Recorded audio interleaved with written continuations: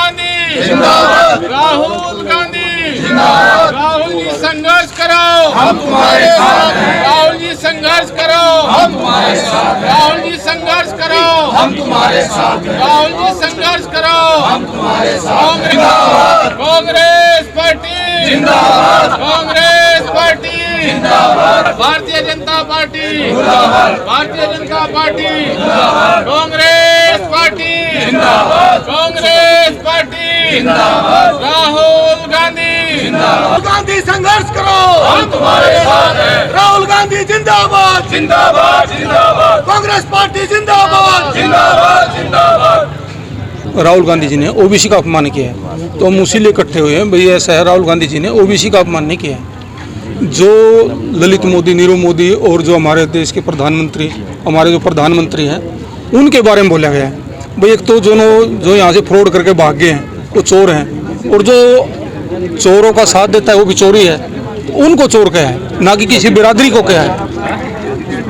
तो जैसे ये बार बार ये जो एक तो तानाशाही सरकार है जो इसके दुरुपयोग कर रहे हैं संसाधनों का, उसके लिए संविधान जो खतरे में है, जो भी इनके खिलाफ आवाज़ उठाता है, जो भी सच्चाई पूछता है भाई ये क्यों हो रहा है, अडानी के बारे में, भाई अडानी से क्या रिश्ता है, अडानी को क्यों सारी चीज़ें दी जा रही है, जो ये LIC और बैंकों से जो लोन दिलाए गए हैं उनका क्या हिसाब किताब है। तो जो भी इनके खिलाफ बोलता है उसी के पीछे ED और वो लगा देते हैं। तो उसको बचाने के लिए लोग यहाँ पे अपने साथी सभी इकट्ठे हुए हैं। आज इस देश का संविधान खतरे में है। वही काम इन्होंने पिछले सप्ताह आपने देखा हो कि राहुल गांधी जी ने अडानी जी को मुद्दे पर के क्या बोला कि उनसे उन्होंने यही पूछा कि मोदी जी ये बता दीजिए कि अडानी से रिश्ता क्या है, आपका रिश्ता क्या है। और उस बात को लेकर के उन्होंने इतना बड़ा बवाल खड़ा किया कि राहुल गांधी जी को एक झटके में 2 वर्ष की सज़ा, तुरंत उसको सदस्यता से उसका रद्द कर दिया गया। और कल देखा होगा आपने, परसों तुरंत अगले ही दिन उसके लिए उनका बंगला खाली करने का आदेश जारी कर दिया। ये क्या है? ये लोकतंत्र का मजाक है? तो क्या है? मैं समझता हूँ कि जिस तरह से इसका लोकतंत्र का गला घोटा जा रहा है और विपक्ष का गला घोटा जा रहा है, हम इससे दबने वाले नहीं हैं। एक राहुल गांधी को आप दबा सकते हैं कि हजारों लाखों जो राहुल गांधी के रूप में कांग्रेस के कार्यकर्ता सड़कों पर निकल करके इसके खिलाफ आवाज़ उठा रहे हैं, हम सबको अंदर कीजिए, हमारे खिलाफ केस कीजिए, हम तैयार हैं।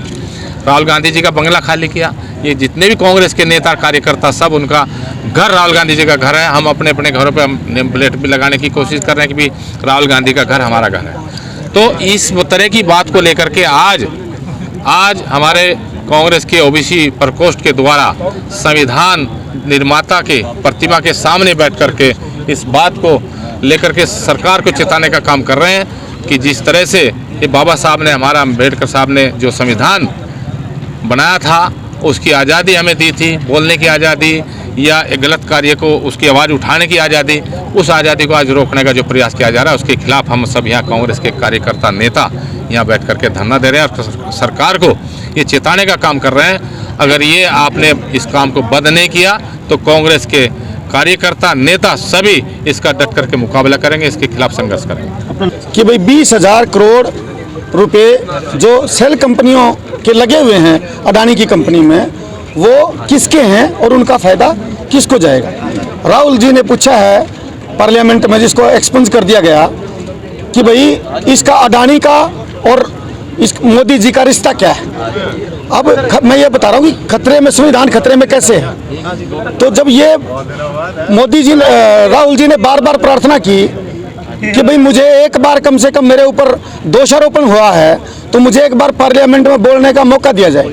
उन्होंने एक बार कहा, 2 बार कहा, फिर जो है स्पीकर को जाकर के कहा कि जी मुझे बोलने का मौका दो। उन्होंने मुस्कुराकर ये कह दिया कि भाई मैं ये मौका नहीं दे सकता, क्योंकि उस दिन यदि राहुल जी पार्लियामेंट में बोलते तो ये सबूत देते कि 20,000 करोड़ रुपए वो किसके लगे हुए हैं, वो सबूत के साथ पार्लियामेंट में पेश होते। तो ये जो सेल कंपनी है, सेल कंपनी वो होती हैं जो सिर्फ कागजों में होती हैं, एक्चुअल में होती नहीं। तो ये देखिए कितना जो है देश के साथ कैसा मामला है ये, कि एक पार्लियामेंटेरियन ये कहना चाहता है कि भाई इस देश में घोटाला हुआ है, और जिसमें जो है मोदी जी जाते हैं कहीं किसी देश में, उससे उनके साथ अडानी साहब जाते हैं और उनके कॉन्ट्रैक्ट फाइनल हो जाते हैं। देखिए, देश में नाली बनाने का काम भी जब लिया जाता है किसी ठेकेदार से, तो ये पूछा जाता है कि भाई आपका अनुभव कितना है। ये देश समझे, मेरे नौजवान समझे, भारतवासी समझे कि अडानी जी का कितना एक्सपीरियंस है जहाज बनाने में, अडानी जी का कितना एक्सपीरियंस है एयरपोर्ट चलाने में, अडानी जी का कितना एक्सपीरियंस है बिजली बनाने में, अडानी जी का कितना एक्सपीरियंस है जो बिजली इनके जो कारखाने हैं उनके लिए जो कोल जो है, एक्सक्यूज मी, कोल जो है, कोल जो विदेश से मंगवा करके उनको जो है भारत से 100 गुना ज़्यादा कीमत पे वो कोल को ला करके इनको मजबूर किया जाता है कि इनकी कंपनी को आप वो जो है वो उसको मतलब वहाँ से मंगवा करके इनको दिया जाता है। ये किस तरह का साठगांठ है। श्रीलंका में विंड मिल से बिजली बनने का कॉन्ट्रैक्ट इसको दिया गया, नहीं दिया गया पता करो ना। इसमें अंध भगत और पार्टी और ये क्या, इसकी क्या जरूरत है? आप ये पता करो कि इसमें वेस्ट बंगाल में जो विंड मिल है, वेस्ट बंगाल जो बिजली का जो कॉन्ट्रैक्ट है वो उसको दिया गया, नहीं दिया गया। एयरपोर्ट दिए गए, नहीं दिए गए। पोर्ट्स जो समुद्री बंदरगाह जो है वो दिए गई, नहीं दी गई। ये ऐसी सीमेंट वगैरह ये दी गई, नहीं दी गई। हर कोई आदमी जो इनके खिलाफ आवाज़ उठाता है उसको उठा करके ईडी के छापे मरवा दो, उसको उठा करके अंदर कर दो। क्या ये ऐसा है कि नहीं है? क्या मैंने जो है इस तिरंगे के लिए 30 साल नौकरी करी है, क्या मैं सिर्फ पार्टीबाजी की वजह से ये दोष लगा रहा हूँ? आप इन अच्छा, दूसरी बात, मान लो यदि ऐसा है भी तो आप प्रेस कॉन्फ्रेंस क्यों नहीं करते? आपकी जुबान पे मोदी जी, आपकी जुबान पे ताले क्यों लगे हुए हैं? आप जो है ज्वाइंट पार्लियामेंट कमेटी क्यों नहीं गठित कर रहे? ऐसा क्यों डरे हुए हैं आप?